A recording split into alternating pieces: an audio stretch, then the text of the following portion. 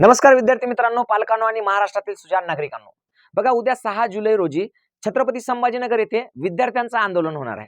महाएल्गार आंदोलन असणार आहे. पण हे आंदोलन होऊ नये म्हणून, या आंदोलनामध्ये विद्यार्थी सहभागी होऊ नये म्हणून शासनाने एक मोठा डाव टाकलेला आहे. तो नेमका डाव काय आहे आणि याच्यानंतरची आंदोलनाची दिशा कशी आहे, असं सगळं अगदी इत्थंभूत तुम्हाला आजच्या व्हिडिओतून माहिती देणार आहे. पण व्हिडिओ पाहणं खूप गरजेचं आहे. सगळ्यात महत्त्वाचं म्हणजे तुमच्या घरामध्ये जर कोणी शिकत असेल, शिक्षण अगदी 1ली पासून 12वी पर्यंत असेल, किंवा कोणी स्पर्धा परीक्षेचा अभ्यास करत असेल, किंवा तुम्ही शिक्षक असाल आणि तुम्ही टीईटीची परीक्षा देणारे असाल, किंवा तुम्ही दिली असेल, तर तुमच्या सगळ्यांनी हा व्हिडिओ पाहणं गरजेचं आहे. कारण भ्रष्ट व्यवस्थेविरुद्ध लढल्याशिवाय आपल्याला न्याय मिळणार नाही. आणि हा न्याय मिळावा म्हणून हा व्हिडिओ आहे. आणि हा व्हिडिओ प्रत्येक विद्यार्थ्यांनी, प्रत्येक पालकांनी आणि प्रत्येक परीक्षार्थींनी एकमेकांना शेअर करणं गरजेचं आहे. तुम्हाला हात जोडून विनंती आहे, अभी नाही तो कभी नाही म्हणल्यासारखं, जर या वेळेला हे शक्य झालं नाही तर इथून पुढे कधीही तुम्हाला आंदोलन करण्याची गरज पडणार नाही. कारण तुम्हाला ते आंदोलन करण्याच्या लायकीचं ठेवणार नाही, एवढं मात्र तुम्ही लक्षात ठेवा.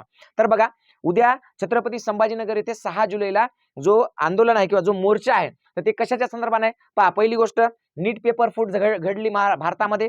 22 लाख विद्यार्थ्यांवर अन्याय झाला. त्यानंतर टीईटीचा पेपर फुटला आणि तोही पेपर फुटला आणि त्यामध्ये फोडला. अशा दोन्ही गोष्टी आहेत की मुद्दामून फोडलाय. का फोडला ते पण सांगणार आहे तुम्हाला मी. त्याच्यानंतर एमपीएससीची परीक्षा ऑनलाईन करण्याच्या बाबतीत शासनाने निर्णय घेतलेला आहे. त्याचबरोबर टीईटी सुद्धा ऑनलाईन करण्याच्या बाबतीत शासन निर्णय घेत आहे. म्हणजे ह्या परीक्षा सगळ्या ऑनलाईन करायच्या आणि ऑनलाईन केल्यानंतर तुम्हाला तर माहित आहे की फक्त एका क्लिकवर तुमचे मार्क चेंज होऊ शकतात. एका क्लिकवर तुमचा रिझल्ट बदलू शकतो आणि तुम्ही त्याच्या विरोधात कुठेही जाऊन लढू शकत नाही, भांडू शकत नाही. कोणत्याही प्रकारची तशी व्यवस्था नाही. म्हणजे तुम्ही रात्रंदिवस असे, म्हणजे तुमच्या पार्श्वभागाचे कातडे जाऊस्तोवर अभ्यास करा, त्या अभ्यासाला काही व्हॅल्यू नाही.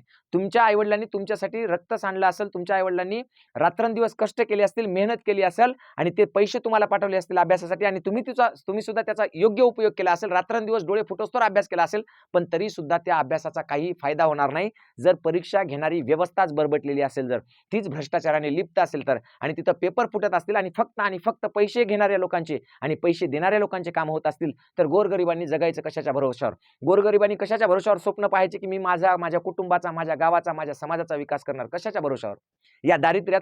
या दारिद्र्यातून बाहेर पडण्यासाठी काय मार्ग आहे? एकमेव मार्ग आहे, तो म्हणजे ही परीक्षा, सरकारी नोकरी लागण्याची. आणि त्या परीक्षेमध्ये जर अशा प्रकारे घोळ होत असतील तर विद्यार्थ्यांनी काय करायचं? बघा विद्यार्थी मित्रांनो आणि सुजाण पालकांनो, एवढं लक्षात घ्या की भ्रष्टाचाराने संपूर्ण व्यवस्था सध्या पोखरून गेलेली आहे. अक्षरशः तुम्ही म्हणजे सेवक पदापासून तर एमपीएससीच्या पदापर्यंत कोणतीही परीक्षा घ्या, अक्षरशः तुम्ही नीटची घ्या, जेईची घ्या, तुम्ही कोणतीही परीक्षा घ्या, अगदी तुम्हाला साध्या स्पर्धा परीक्षा ज्या की अत्यंत जिल्हा लेवलवरच्या आहेत, त्या सुद्धा स्पर्धा परीक्षांमध्ये पेपर फूट आढळते. रात्रंदिवस अभ्यास करणारे मुलं, पैकीच्या पैकी मार्क घेणारे मुलं, अचानक त्यांना मार्क कमी होतात आणि कोणीतरी नुसतं छिचोरीगिरी करणारं, गाड्या घेऊन हिंडणारं पोरगं अचानकपणे त्या यादीमध्ये नंबर 1ला दिसते. याचा अर्थ काय? की याचा अर्थ आहे पेपर फुटतोय. हा पेपर फुटत नाही, तुमचं माझं नशीब फुटतंय, तुमच्या माझ्या मायबापाचं नशीब फुटतंय आणि आपल्याला भिकेला लावण्याचे कार्यक्रम सगळे चालू आहेत. म्हणून या भ्रष्ट व्यवस्थेविरुद्ध आपल्याला लढायचं. आपला लढा सरकारच्या विरोधात नाही, तर जे सरकार असे काम करते, जे सरकार सर्वसामान्य लोकांना न्यायापासून वंचित ठेवते, त्यांच्या विरोधात लढायचं आहे. म्हणजे पेपर फूट तर प्रत्येक पेपरला होतेच. गोरगरीब अभ्यास करणारा असंच अभ्यास करू मरणार आणि पैसे भरून नोकरी करणार, हे एक तिथलं वास्तव आहे. म्हणजे सर्वांना समान संधी, हे जे आपल्या संविधानामध्ये डॉक्टर बाबासाहेब आंबेडकरांनी लिहून ठेवलेलं आहे की सर्वांना समान संधी मिळणार, तर इथं या भ्रष्ट व्यवस्थेकडून या समान संधीच्या संविधानिक तत्वाचा खून होतो आहे, त्याचा गळा आवळला जातो आहे. कारण इथं समान संधी मिळत नाही. अभ्यास करणाऱ्यांना, रात्रंदिवस कष्ट करणाऱ्यांना नोकरी मिळत नाही, पण 5-10 लाख रुपयाचे बंडल घेऊन गेलं की धाडकन एका रात्रीतून नोकरी लागते, एका रात्रीतून परीक्षा पास होत आहेत. मग हे सगळं थांबलं पाहिजे. म्हणून म्हणजे शासनाच्या आणि या प्रशासनाच्या विरोधामध्ये, या भ्रष्टाचाराच्या विरोधामध्ये संविधानिक मार्गाने न्याय लढा लढण्यासाठी 6 जुलैला जे विद्यार्थ्यांचं आंदोलन ठेवण्यात आलं होतं, या आंदोलनापूर्वी सरकारने घोडा घातला. तुम्ही एक पाहिला असेल, एक व्हिडिओ क्लिप व्हायरल झाली, ज्याच्यामध्ये पोलीस प्रशासन असं म्हणते की आम्ही विद्यार्थ्यांवर कारवाई करू जर तुम्ही क्रांती चौकात जमले तर, किंवा इतर कुठे जमले तर. म्हणजे परिस्थिती पहा. असं समजा की एका स्त्रीवर कोणीतरी अत्याचार केलाय, है की नाही? अत्याचार करणाऱ्या स्त्रीनं जर न्याय मागितला तर तिच्यावर कारवाई होते, पण ज्यांनी अत्याचार केला त्याला मात्र काहीच होत नाही. इथं सेम कंडिशन तशीच आहे की आपलं तोंड दाबून आपल्यावर बळजबरी केल्या जात आहे. आणि ज्यांच्यावर बळजबरी होत आहे, जे व्हिक्टिम आहेत, जे बळी पडलेत या व्यवस्थेला, त्यांनी जर आवाज उठवायचं म्हणलं तर त्यांच्यावरच कारवाई करण्याची धमकी शासन देत आहे, प्रशासन देत आहे. म्हणून या गोष्टीचा सर्वप्रथम जाहीर निषेध करतो. त्यांना वाटतं विद्यार्थी घाबरतील, आणि आपले विद्यार्थी असतील, शिक्षक असतील ज्यांनी परीक्षा दिल्या, त्यांना सुद्धा असं वाटतं की खरंच प्रशासनानं जर आपल्यावर केसेस केल्या तर आपलं कॅरेक्टर खराब होईल, आणि कॅरेक्टर जर खराब झालं तर कॅरेक्टर सर्टिफिकेट निघणार नाही आणि भविष्यात नोकरी लागणार नाही. पण तुम्हाला खोटं सांगत नाही, जर तुम्ही आज आज जर या लढ्यामध्ये सामील झाला नाही, आज जर या लढ्यामध्ये उद्याच्या तुम्ही उतरला नाहीत पूर्ण ताकदीनिशी, तर तुमचं कॅरेक्टर सर्टिफिकेटची तुम्हाला पुंगळी करावं लागणार आणि कुठेतरी तुमच्याच घराच्या पत्रामध्ये खुपसून ठेवावं लागणार. ती तुम्हाला आयुष्यात पुन्हा कधीही कामी येणार नाही, कारण तुम्हाला भविष्यात कधी नोकरीच लागणार नाही. कारण इथली भ्रष्ट न्याय व्यवस्था आणि इथली पेपर फोड करणारी ही जी टोळी आहे, ही टोळी कधीही सर्वसामान्य गोरगरिबाच्या लेकराला नोकरीला लागू देणार नाही आणि इथून पुढे तुम्हाला आंदोलन करायची वेळ येणार नाही. कारण ह्या सगळ्या परीक्षा ऑनलाईन होतील आणि ऑनलाईनमध्ये कोणाच्या बापाचं काहीच चालणार नाही आणि काय घडतं हे कोणालाही कळणार नाही. त्याच्यामधली पारदर्शकता पूर्णपणे संपून जाईल. म्हणून माझी तुम्हाला वारंवार विनंती आहे की शासनाच्या अशा धमक्यांना घाबरू नका. आज जर तुम्ही लढला नाही तर भविष्यात तुम्हाला परीक्षा द्यायची सुद्धा गरज असणार नाही. कदाचित उद्या परीक्षा सुद्धा घेणार नाही, डायरेक्ट पैसे द्या, नोकरी घ्या म्हणतील. म्हणून तुम्ही संविधानिक मार्गाने लढलं पाहिजे. तुमच्या न्यायासाठी तुम्ही एकत्र आलं पाहिजे आणि तुमच्या न्यायासाठी तुम्ही स्वतःचं बलिदान जरी द्यावं लागलं तर दिलं पाहिजे. इतकी ताकद आपल्यात असली पाहिजे. जर आपण विद्यार्थी असू तर आपण विद्यार्थी दशेत लढायला शिकलं पाहिजे. आज आपण घरात बसलो तर तुमच्या कॅरेक्टर सर्टिफिकेटची पुंगळी घालण्याची वेळ तुमच्यावर येणार आहे. एवढं तुम्ही लक्षात घ्या. जे शिक्षक आहेत ज्यांना असं वाटतं की उद्याच्या आंदोलनामध्ये जर आपण गेलो, टीईटी देणारे जर आपण गेलो उद्याच्या आंदोलनामध्ये तर आपल्यावर काहीतरी गुन्हा दाखल होईल, काय होईल. अरे येरी तुम्ही 2 वर्षामध्ये टीईटी जर नाही पास झालात आणि अशा पद्धतीने जर टीईटी मध्ये घोळ चालले तर अशी तुमची नोकरी जाणारच आहे. अरे हार पत्करून आणि गुलामी स्वीकारून माघार घेण्यापेक्षा लढून मरा ना, है की नाही. तुम्हाला आठवत असेल छत्रपती शिवाजी महाराजांचा इतिहास.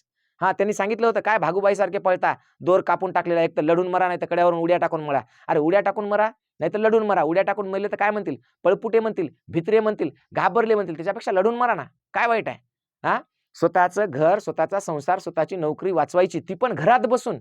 कधीतरी रस्त्यावर निघायला शिका, कधीतरी लढायला शिका, कधीतरी स्वतःबद्दल स्वाभिमान होईल, स्वतःबद्दलचा स्वाभिमान जागृत होईल आणि स्वतःच्या नजरेत तुम्ही स्वतः हिरो ठरसाल असं वागण्याचा कधीतरी प्रयत्न करा. का कायम आणि कायम आरशात पाहिल्यानंतर स्वतःबद्दल गिल्टी फील करणार आहात तुम्ही. म्हणून मी म्हणतोय की ज्यांना कोणाला या भ्रष्ट व्यवस्थेविरुद्ध लढायचं आहे, अन्यायाविरुद्ध लढायचं आहे, त्या प्रत्येकाने छातीटोकपणे उद्याच्या मोर्चात सामील झालं पाहिजे. सगळ्यात महत्त्वाची गोष्ट, हा व्हिडिओ त्या प्रत्येकाकडे पाठवा ज्याला घरून लढायचंय. म्हणजे लढायचं तर आहे, फक्त व्हॉट्सअपवर काय व्हायला पाहिजे, संभाजीनगरला काय चालू आहे, आंदोलनाला माणसं कमी आले हो, वरून पुन्हा गप्पा मारायच्या नाही, तेवढे नव्हते. वाटलं होतं एखादा लाख येतील, पण काय 10-20 हजार आले. अरे दलिंदर, तुम्ही घरात बसलात तर बाहेर कोण निघणार आहे? तुमची नोकरी दुसरं कोण वाचवणार आहे? तुमची नोकरी तुमच्या घरचं सुद्धा कोणी वाचवणार नाही. तुम्हाला स्वतःलाच वाचवावं लागणार आहे. या अन्यायाच्या विरोधात लढून वाचवावं लागणार आहे. म्हणून घरात बसू नका. जेवढ्या ताकदीने येते तेवढ्या ताकदीने निघा. अर्जंट खूपच महत्त्वाचं काम असेल तर तुमच्या बदल्या 4 माणसं आगाऊ पाठवा.